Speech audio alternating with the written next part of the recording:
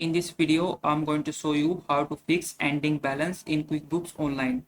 Fixing the ending balance in QuickBooks Online depends on where the discrepancy is happening, usually during the bank reconciliation or in your chart of accounts. So here are the step-by-step guide to help you fix it.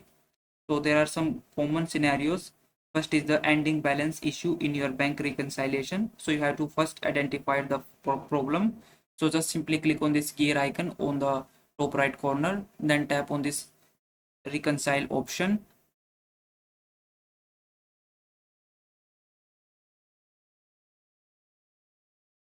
Then here select the account that you are reconciling, for example your checking account or saving account. Then look at the beginning balance and ending balance. So if beginning balance is wrong, that means a past reconciliation was changed. If the ending balance is wrong, it may due to the incorrect bank statement data entered, a reconciled or deleted transaction, or data entries error.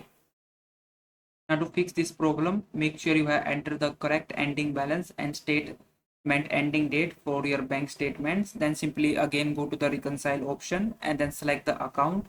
Then you just have to double check and correct the ending balance and ending date.